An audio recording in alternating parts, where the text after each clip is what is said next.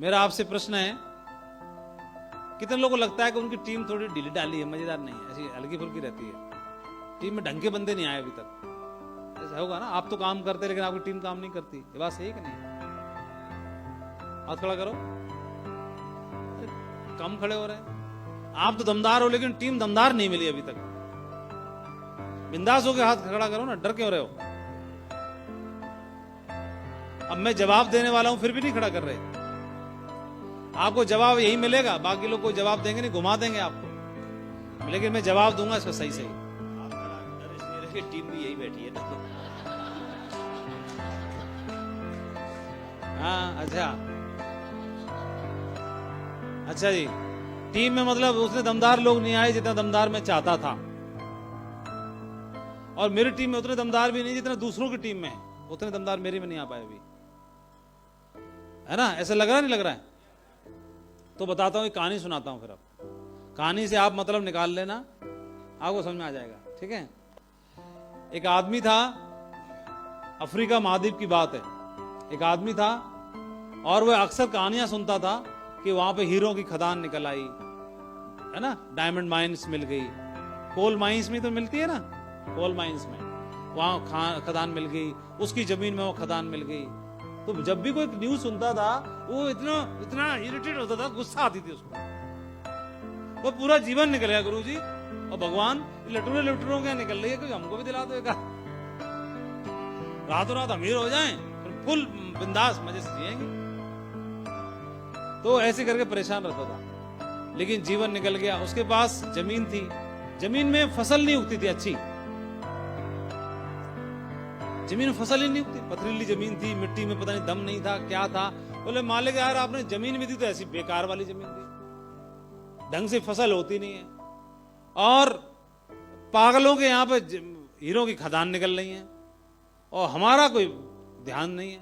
बड़ा दुखी रहता था, पैसे से बहुत परेशान था, और उसके जीवन की इम्तिहा हो गई। उसने बोला होगी तो देखी जाएगी, अब हीरो की खान ही ढूंढनी है, चाहे कुछ भी हो जाए। तो पैसे चाहिए हीरो की खान ढूंढने के लिए, खर्चा होगा ना, तो पैसे थे नहीं, तो अपनी जमीन को उसने बेचा, खेत को बेच करके पैसा इकट्ठा किया और बोरिया बिस्तरा बांध के चल दिया। कहां? हीरो की खान ढूंढने के लिए। और उसके पास एक खच्चर था, उसको लादा सामान उसके ऊपर अपना और लेके चल दिया। गांव गांव गली गली घूमता रहा, कई सारे राज्यों में घूमा। 1 साल गुजरा, 2 साल गुजरे, 3 साल गुजरे, 10 साल गुजर गए। कितने? और 10 साल में सारा पैसा खत्म हो गया, हीरो की खान नहीं मिली। लेकिन हाँ, न्यूज मिलती थी आए दिन अखबार में, एक और मिल गई, एक और मिल गई। और जब भी न्यूज पढ़ता था वो बहुत डिप्रेशन में चला जाता, सारा पैसा खर्चा हो गया और खदान कहीं मिली नहीं, बहुत परेशान था, मालिक को, ऊपर वाले को कोस रहा था, और लग रहा था आज तो मेरे जीवन का अंतिम दिन है, आत्महत्या ही कर लेता हूं। तो बोला आत्महत्या करने से पहले चाय तो पी लूं कम से कम, ठीक है? तो खाली पेट मरना भी ठीक नहीं ना, दर्द ज्यादा होगा। चाय पी रहा था, अखबार सामने था, अखबार में पढ़ा कि अफ्रीका महाद्वीप की सबसे बड़ी हीरो की खदान मिली।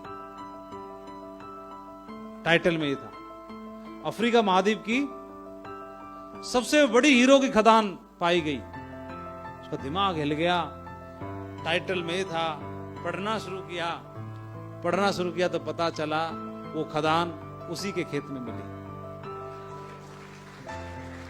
जो खेत उसने बेचा था। किम्बरले डायमंड माइंस का नाम सुना होगा, किम्बरले डायमंड माइंस। अफ्रीका महाद्वीप सबसे बड़ी हीरो की खदान कहां मिली? उसकी जमीन में हीरे दबे हुए थे, इसीलिए फसल नहीं होती थी, फसल इसलिए नहीं होती थी। और किम्बरले डायमंड माइंस वहां दबी हुई थी, और वो ढूंढ कहीं और जाता। तो मैं आपको बता देना चाहता हूं, आपकी टीम में ज्यादा बढ़िया फसल हो रही है, नहीं हो रहे, टेंशन मत लो। मुझे लगता है फसल इसलिए नहीं हो रही क्योंकि हीरे दबे हुए हैं, है ना? इन्हीं के माध्यम से बड़ा हो सकता है। हमारी टीम में बैठ जाइए, 2005 में और 2006 का वक्त ऐसा था, 2 साल का टाइम ऐसा था कि आगरा में वेन्यू चलता था। तो ऐसे मैं नहीं बोलता, दूसरे लोग बोलते हैं।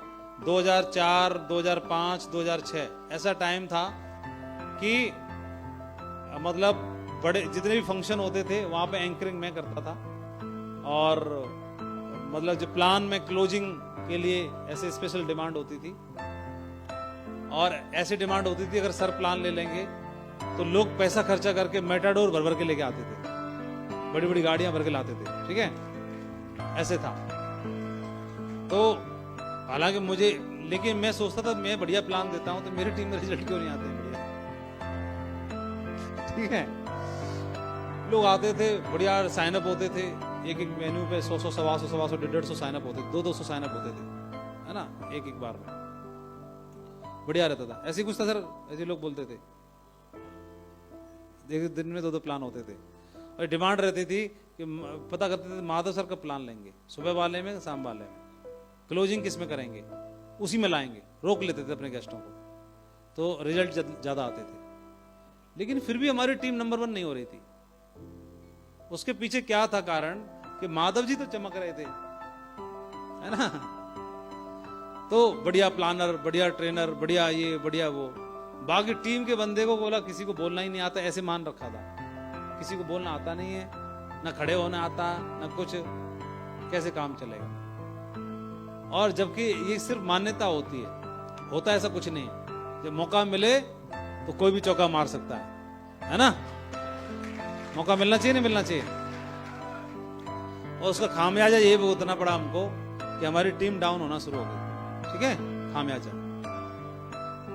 आप चमक रहे हो, आप सितारे हो, तो आपका भविष्य सुरक्षित नहीं है। आपको कोई नहीं पूछ रहा, लेकिन आपकी डाउनलाइन की बल्ले बल्ले हो रही है, आपकी पीढ़ियां सुरक्षित होने वाली है। ठीक है, ज्यादा अपनी अपनी करने का बिजनेस नहीं है। ठीक है, तो फिर उस गलती को समझ में आया। उसके बाद फिर हमने अपने टाइगरों का देखना शुरू किया, नरसिंह ग्रेवाल जी ने और हमने मिल करके, धीरे धीरे करके। और क्या हुआ, पूरी टीम से लोग आना शुरू हुए, मंच पे जाना शुरू हुए। और प्रोग्राम्स में पहले हमारे लोग वॉलंटियर नहीं बनते थे, झगड़ते थे सब लोग।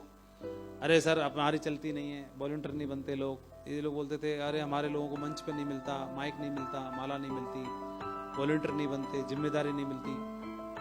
धीरे धीरे वो सारी चीजें होना शुरू हो गई। लोगों ने प्रमोशन करना शुरू कर दिया, हमारे साथ के सभी लीडर्स ने। और इतना बड़ा काम खड़ा होना शुरू हो गया, वो लीडर्स निकलने शुरू हो गए। और आज वही लीडर्स की एक झलक और एक डायलॉग सुनने के लिए पूरा हिंदुस्तान तरसता है। आज ये पोजीशन हो गई है ना।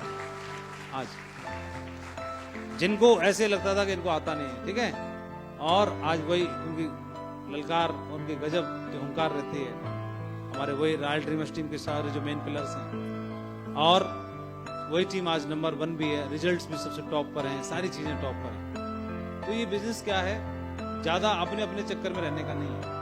मैं स्टेज पे प्लान लूंगा, मैं एंकरिंग करूंगा, मैं क्लोजिंग करूंगा, मैं ट्रेनिंग लूंगा, मैं मीटिंग लूंगा, मैं आगे कुर्सी पे बैठूंगा, मैं ये करूंगा।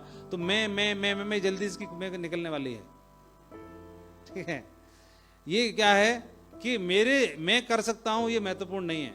मेरे साथी कौन आगे आके आगे रोल निभा सकता है, कोई काम कर सकता है, वो सबसे ज्यादा महत्वपूर्ण है। ये अपने बिजनेस में मौका देने का है, अपने लोगों को निखारने का है, उनको ज्यादा मौका देने का है। तो आपकी टीम में लीडर्स बनते हैं तो आपका बिजनेस और तेजी से चलता है। ये हमने सीखा और उसका परिणाम ये हुआ आपके सामने है।